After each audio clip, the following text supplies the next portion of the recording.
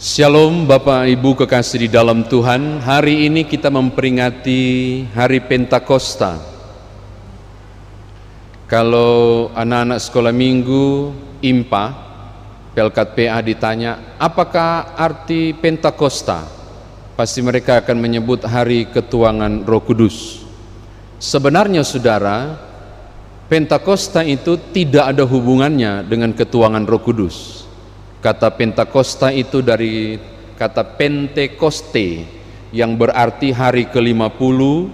Itu biasa merupakan hari merayakan panen bungaran dan panen gandum. Saudara bisa lihat Keluaran pasal 23. Ini juga biasa disebut dengan hari raya 7 minggu. 7 kali 7 49 mendekati 50. Dan hari sesudah hari raya 7 minggu itu mereka akan menyerahkan persembahan hasil panen. Makanya hari Pentakosta dalam agama Yahudi itu juga disebut dengan hari raya ucapan syukur hasil panen. Ketika bicara soal Pentakosta itu identik dengan hari ke-50 setelah Paskah. Itu dihitung menjadi hari raya 7 minggu atau hari raya untuk menyerahkan hasil panen. Bahkan Pentakosta itu juga sering disebut dengan 50 hari sesudah Paskah, itu terhitung dari hari raya memperingati diturunkannya hukum 10 hukum di Sinai. Itu juga dirayakan dalam bentuk yang sama. Jadi Pentakosta itu tidak identik dengan pencurahan Roh Kudus. Nanti kemudian masuk di teks kita pasal 2 ayat 1 hingga ayatnya yang ke-13.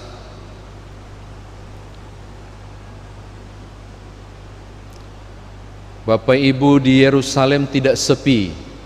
Di Yerusalem itu banyak orang karena kebetulan itu adalah hari raya besar, hari raya syukur panen. Saya bilang tadi, hari raya Pentakosta, terkumpul banyak orang. Jadi ketika peristiwa pencurahan Roh Kudus terjadi, Yerusalem itu ramai dengan banyak orang. Lalu ada di satu rumah, di pintu yang terkunci itu, tiba-tiba sesuatu yang dahsyat terjadi. Lihat ayatnya yang kedua dan ayat yang ketiga. Tiba-tiba turunlah dari langit suara bunyi tiupan angin keras yang memenuhi seluruh rumah dan seterusnya. Dan akhirnya turunlah Roh Kudus. Di kemudian hari kita menyebut Pentakosta itu adalah hari pencurahan Roh Kudus. Baru sampai di situ. Padahal Pentakosta itu pencurahan Roh Kudus itu bertepatan dengan hari raya Pentakosta Yahudi. Lalu kita kemudian menyebut Pentakosta itu pencurahan Roh Kudus. Padahal pencurahan Roh Kudus bertepatan dengan Pentakosta. Oke, mari kita masuk ke teks. Kita lihat beberapa hal penting dari peristiwa Pentakosta atau pencurahan Roh Kudus. Lihat ayat 2 dan 3. Paling tidak ada 3 hal penting digambarkan situ. Tiba-tiba turunlah dari langit suatu bunyi, lalu disebut seperti tiupan angin. Bunyi mungkin begitu, lalu ada tiupan angin. Ini menyebut tentang gerakan yang dinamis. Roh Kudus adalah roh yang dinamis, yang menggerakkan.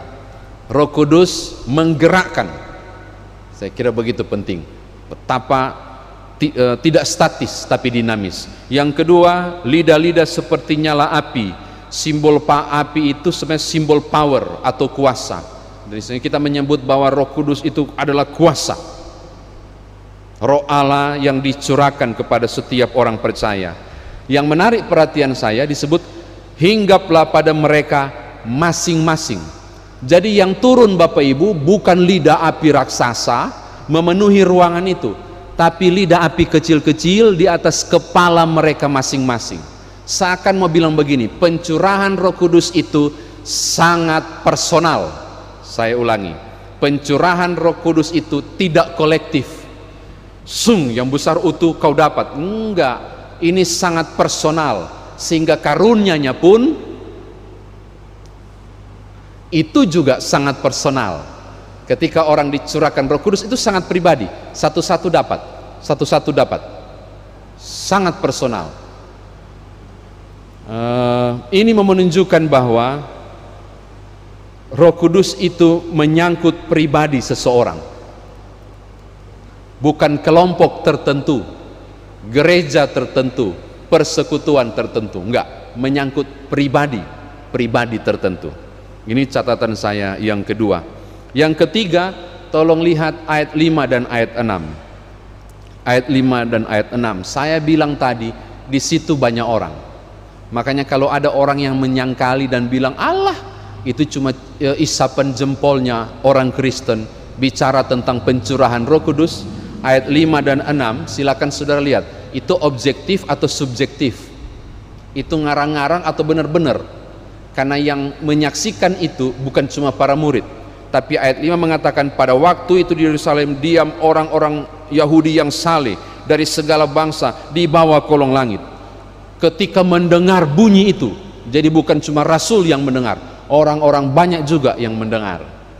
Jadi penting sekali memahami bahwa ini sangat subjektif sekali, objektif sekali, bukan subjektif, peristiwa Pentakosta ini. Terakhir, tolong lihat ayat 4, tolong lihat juga ayat 6 dan ayat yang sampai ayat yang ke-11. Mari kita bahas dampak ketika orang mengalami pencurahan Roh Kudus. Bahasa sekarang ini mengalami kepenuhan Roh Kudus. Saudara lihat ya, ayat 4, ayat 6 sampai ayat yang ke-11. Mereka berbicara dalam bahasa yang lain. Bapak Ibu tolong lihat, mereka berbicara dalam bahasa yang lain. Bahasa apa itu? Firgia, Pamfilia, Mesir, ayat 10, Libya, Kirene, Roma, Arab, Kreta, dan seterusnya. Apakah mereka berbicara dengan bahasa yang lain? Tunggu dulu, lihat ayat 11 bagian B, ayat 11 bagian B. Kita mendengar mereka berkata-kata dalam bahasa kita sendiri tentang perbuatan-perbuatan besar yang dilakukan Allah.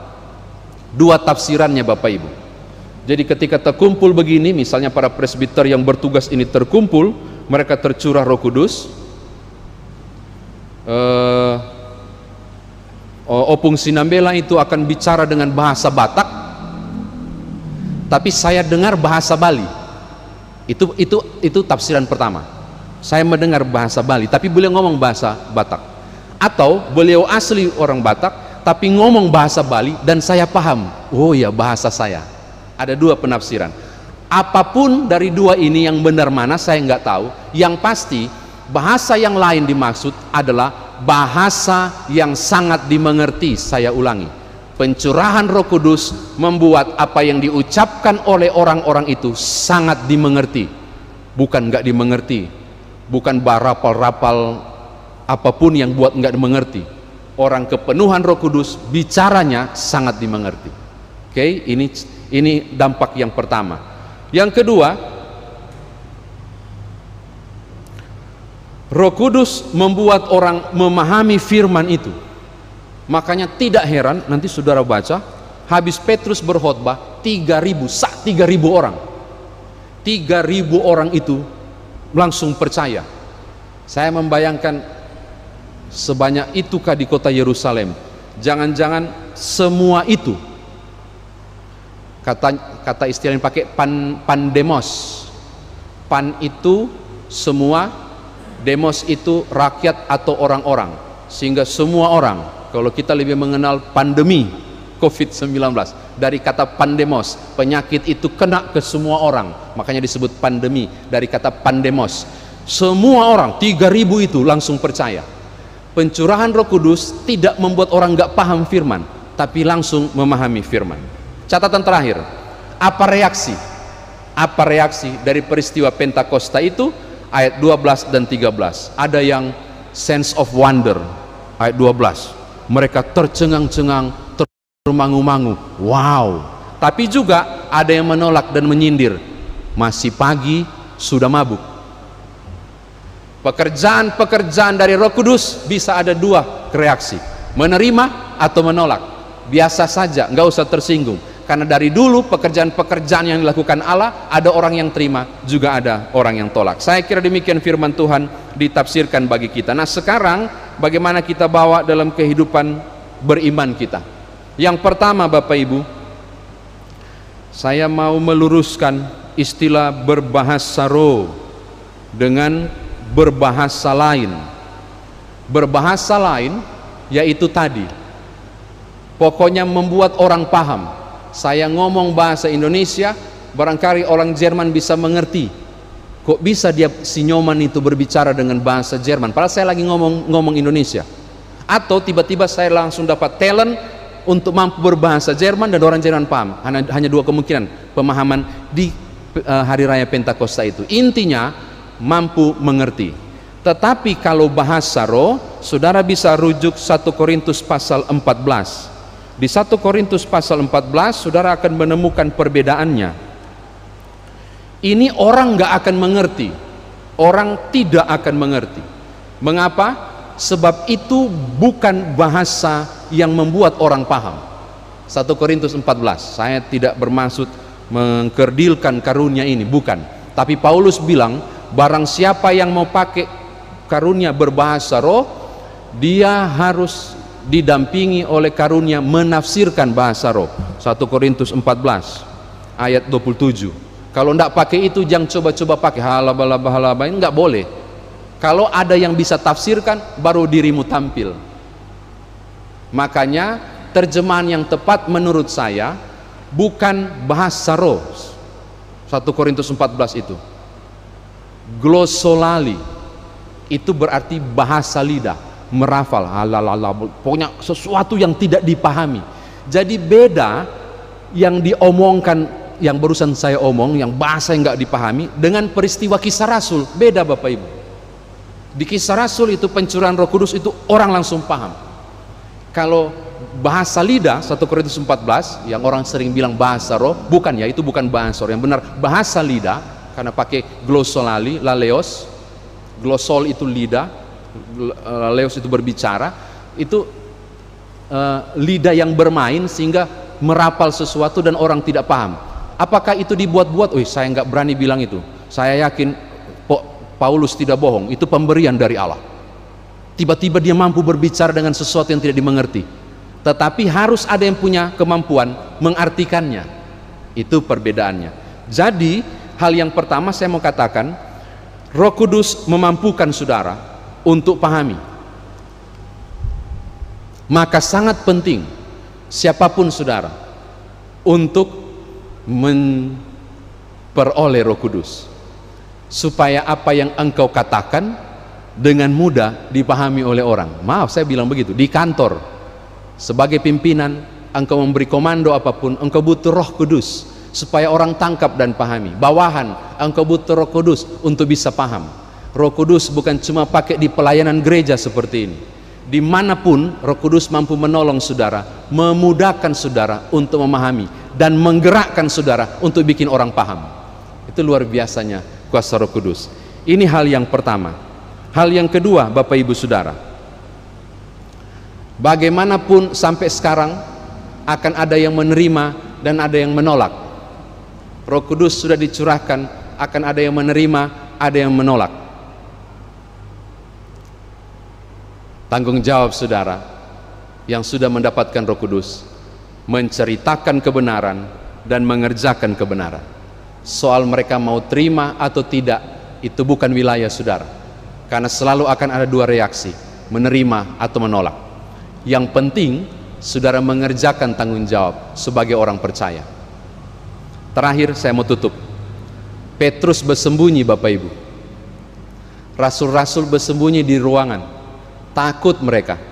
Tapi pas pencurahan Roh Kudus, itu Petrus maju di depan banyak orang, di depan mahkamah agama. Maaf saya menggunakan istilah ini, berkoar-koar tentang Yesus.